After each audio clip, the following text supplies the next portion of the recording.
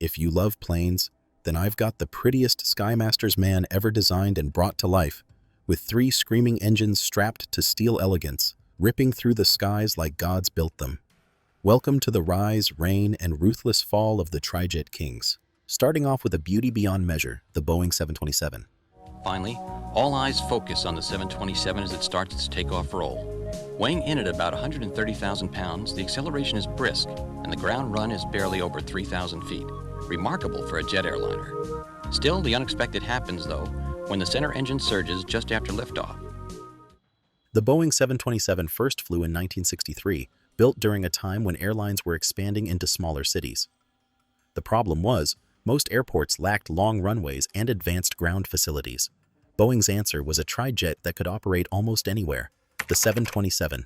With 3 Pratt & Whitney JT8D engines mounted in the tail and a T-tail design, the 727 offered better short-field performance and kept the wings clean of engine pods, improving airflow and ground clearance.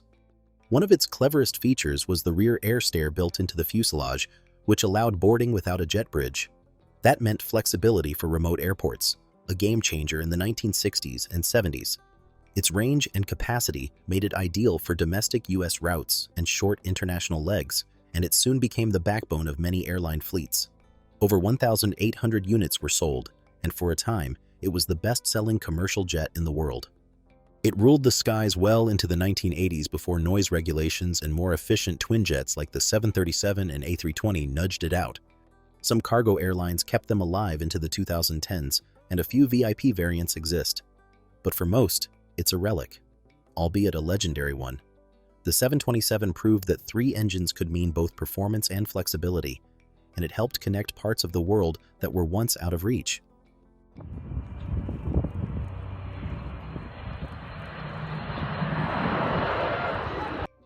That was just the beginning. I've got a trijet that beats that one hands down. Meet the Hawker Siddeley Trident.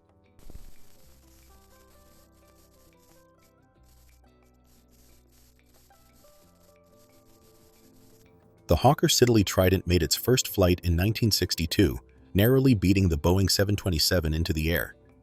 Designed to British European Airways' exacting needs, the Trident had a narrow niche from the start. It was intended for short-haul, high-frequency routes across Europe, and its design reflected that focus, possibly too much so. With 3 Rolls-Royce Spey engines, 2 in pods at the tail and 1 in the fuselage, the Trident also sported a T-tail and a sleek, low-slung fuselage. Technologically, it was ahead of its time. It was the first airliner to land completely automatically, making it a pioneer in auto-land systems, a critical advancement in aviation safety, especially for foggy airports like London Heathrow. Yet commercially, the Trident struggled. Only about 117 were built, a fraction compared to its American rival.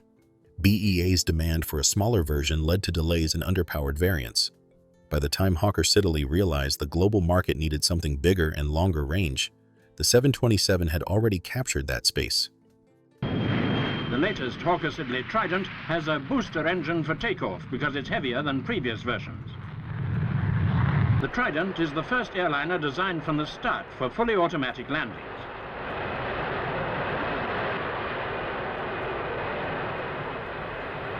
If you think that airplane was pretty, then you've got to see this one. Introduced so far back in 1976, the Dassault Falcon 50.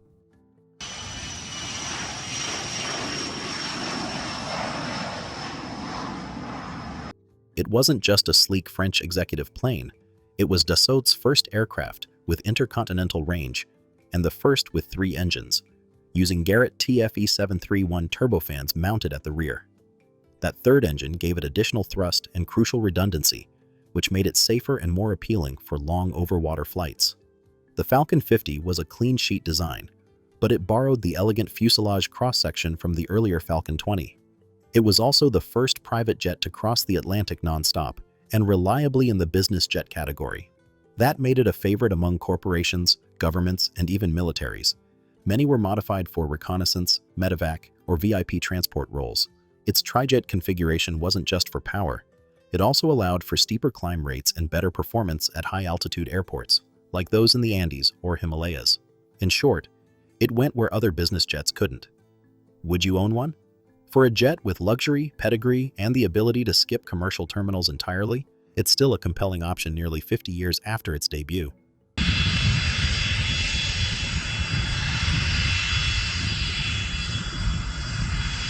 That plane was amazing, but I've got one that's bigger, quieter, and even more capable, the Dassault Falcon 900. Try to use in a comparable twin jet, especially on hot days.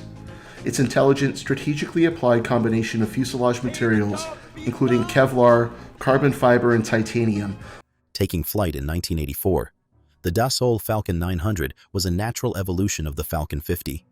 It shared the same trijet layout, but introduced a larger cabin, more powerful engines, and an extended range that made it an even stronger player in the ultra-long-range business jet market. The 900 uses 3 Honeywell TFE731 turbofan engines, each mounted at the rear in the familiar Falcon configuration. This setup offers the same operational flexibility as its predecessor, flying long distances over water into high-altitude or short-runway airports, with an added bonus, a more spacious, quieter cabin. For VIPs, executives, and heads of state, that comfort matters. One thing Dassault does exceptionally well is blending fighter jet tech with business jet needs. The Falcon 900, like others in the Falcon line, benefits from aerodynamic efficiencies honed through Dassault's military aircraft programs. That includes a supercritical wing design for better lift and fuel economy. It's still very much in use. In fact, the Falcon 900 remains in production in upgraded forms, and it continues to serve clients who demand both performance and luxury. It's a favorite among heads of government and global business leaders.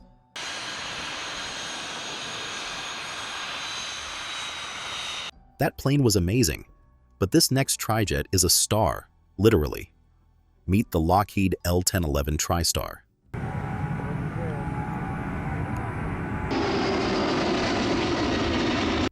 The Lockheed L-1011 TriStar, first flown in 1970, was meant to be Lockheed's grand re-entry into the commercial airliner market. It was a wide-body trijet designed for long-haul flights, sitting somewhere between the Boeing 747 and the smaller twins. It came equipped with 3 Rolls-Royce RB211 turbofan engines, one cleverly buried inside the tail in an S-duct. Technologically, the L-1011 was ahead of its time. It was the first airliner with a fully automated descent and landing system, years before it became standard. Pilots praised its smooth handling, redundancy, and safety systems. The cabin was quieter and more comfortable than its rivals, thanks to smart pressurization and airflow systems. So why didn't it dominate?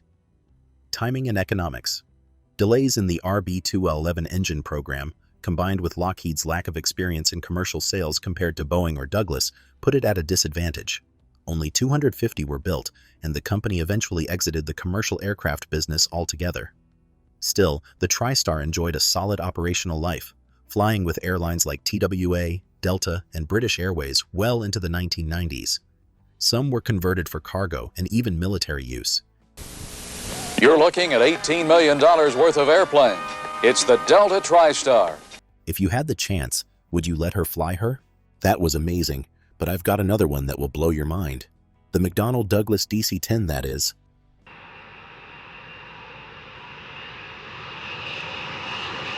The DC-10 took off for the first time in 1970, just months after the TriStar. McDonnell Douglas designed it as a long-haul, wide-body trijet with a flexible configuration, passenger, cargo, or a mix of both. Powered by 3 General Electric CF6 engines, 2 underwing, 1 at the tail, it looked similar to the L-1011, but its story took a more dramatic turn. Initially, the DC-10 faced serious safety concerns. A series of high-profile accidents, including the tragic crash of American Airlines Flight 191 in 1979, led to temporary groundings and public skepticism. Critics questioned the aircraft's cargo door design, and McDonnell Douglas had to make urgent design fixes. Despite this rough start, the DC-10 rebounded. Airlines valued its large capacity and long range. Over 440 units were built, and it became a workhorse for major carriers like United, American, and Lufthansa. Later variants, like the DC-10-30, extended its global reach even further. By the 2000s, most passenger DC-10s had been retired, replaced by more efficient twins like the 777. But it found new life with FedEx and the U.S. Air Force, reborn as the KC-10 Extender and later as the MD-10, a DC-10 with modern avionics.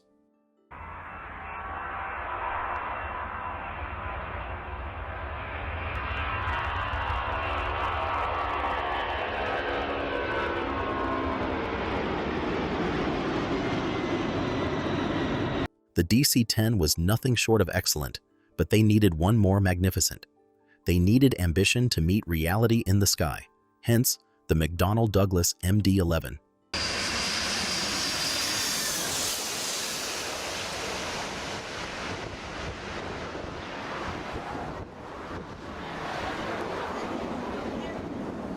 Look at that magnificent behind.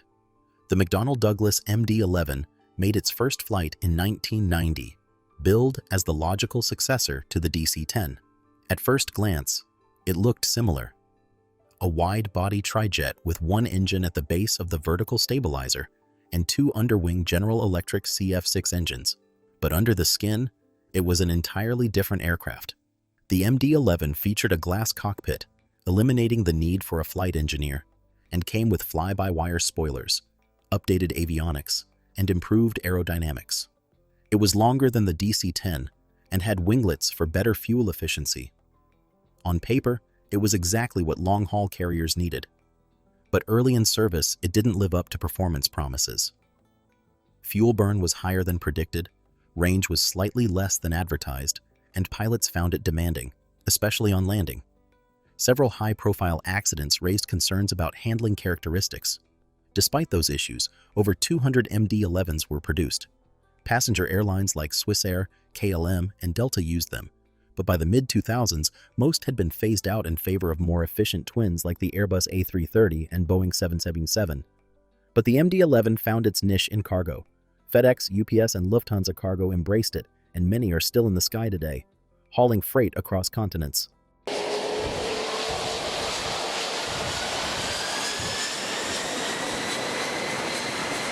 If you loved that, then I bet you'll love this trijet that you've probably never heard about, the Yakovlev Yak-42.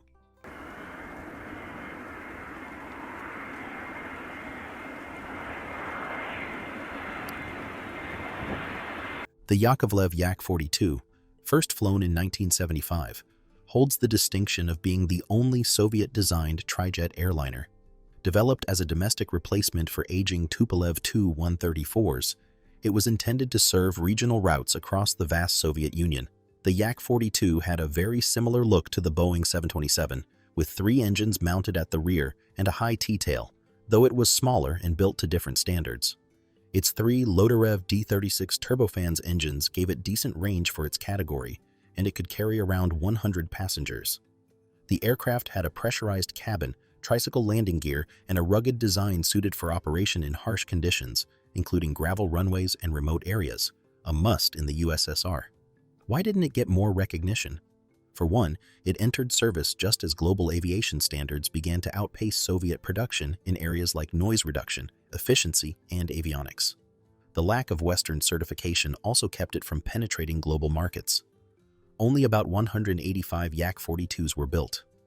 Most were used by Aeroflot and later by smaller Russian and Ukrainian carriers after the Soviet Union collapsed. Some were converted for VIP use, and a handful still operate in remote areas today, often on charter or government flights.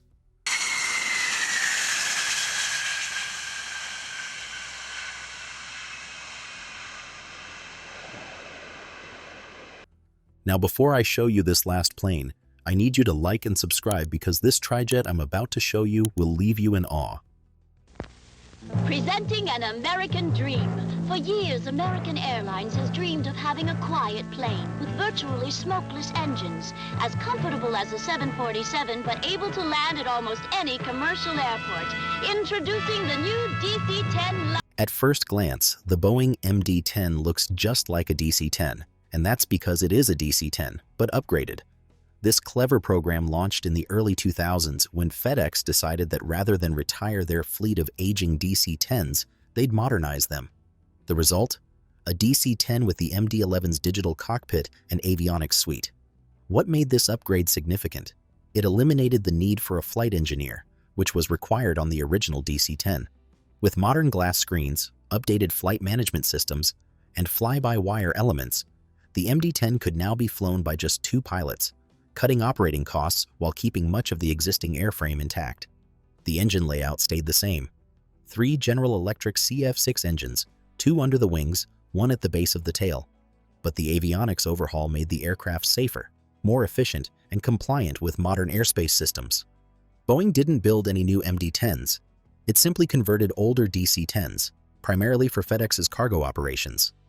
About 70 aircraft went through the upgrade, extending their service lives well into the 2020s. Is it still flying? As of the mid-2020s, FedEx has been retiring the MD-10 fleet, replacing them with newer twins like the 767 and 707F. Still, the MD-10 served as a fascinating bridge between analog and digital, proof that with smart upgrades, even a 1970s Trijet could compete in the 21st century.